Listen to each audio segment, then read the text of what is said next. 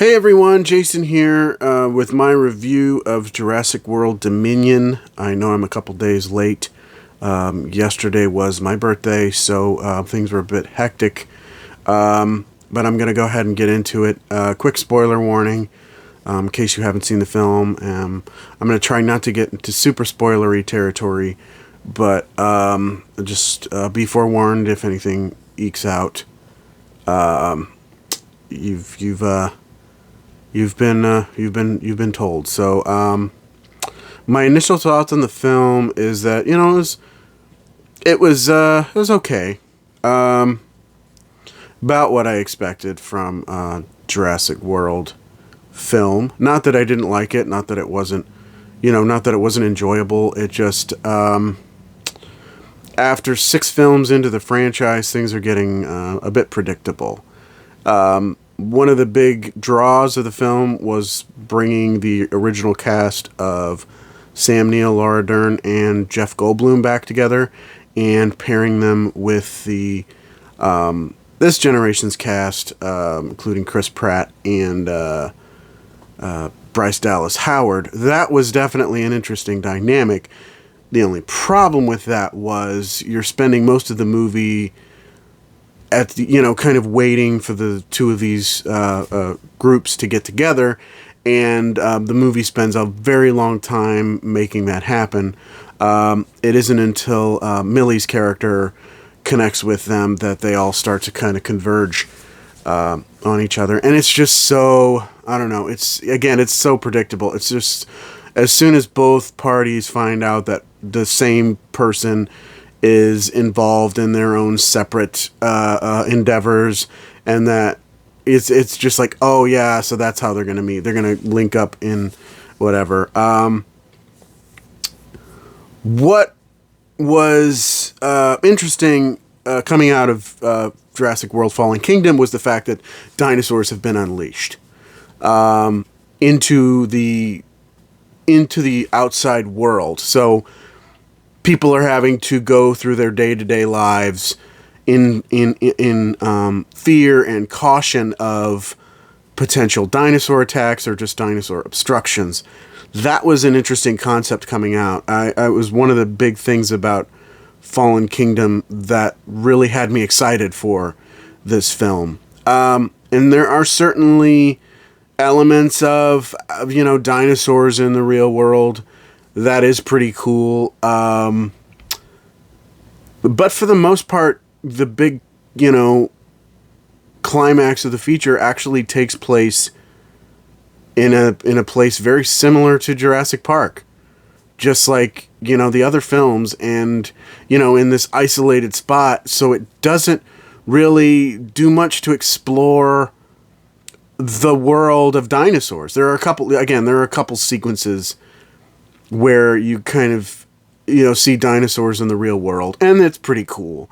But I honestly think the short film that was released a couple years ago on YouTube, Battle at Big Rock, did a better job, demonstrating and conveying what the world is like now that dinosaurs are living among us. And the film tries to push this narrative, this idea of coexisting or dying, basically. But for the most part, the film gets to be a bit too predictable. As I said, there was actually one point in the movie where I really had to get up to use the restroom, and I was looking for just the right moment, and I found it. And the moment I'm talking about, where it's a scene where you're like, okay, I feel like if I left at this point, I would come back at this point and miss very little. And what I would miss could be summed up in maybe like a sentence.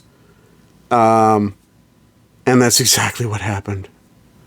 I found a sequence, and again, I'm not saying the movie is bad. I'm just saying that There was just nothing surprising. And one of the big things is like, it's a franchise that's like, oh, you want to see people getting mauled and well, I mean, maybe not mauled, but like, dinosaur attacks. You want to see more dinosaur attacks, and people's lives are in danger, and da da da. And the thing that was really the thing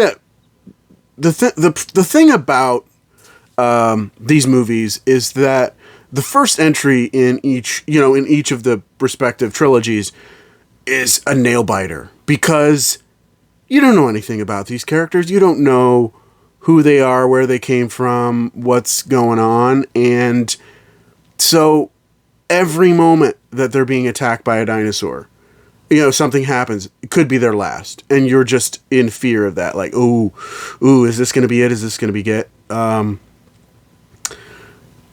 So there's a lot more tension there. But like when you get to later sequels,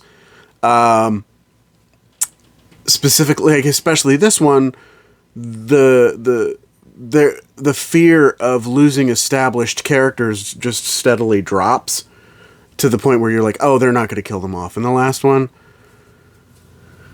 So, I mean, it would have been, not to say that I would have wanted a main character to die, but I think it certainly would have raised the stakes and brought some more emotional drama to the film. But there was a moment where I thought it was actually going to happen. I was like, whoa, are they actually going to do that? Are they actually going to go there? And no, everything was fine. So again, it was just a little too predictable. And if you're looking for that sort of thing, that's fine. It's reliable entertainment. I mean, and that's everybody just wants to see. Really, everybody just wants to see Laura Dern, Sam Neill, and Jeff Goldblum together, which it's great. It was good to see them all three interacting again. Since it's first time since the first movie. So all in all, I'd probably give Jurassic World Dominion maybe a 3 out of 5. Let me know what you thought down in the comments below about Jurassic World Dominion. Don't forget to like, share, subscribe, and click that notification bell to get updates on all my future videos. Thank you so much for watching, as always, and I'll see you next time.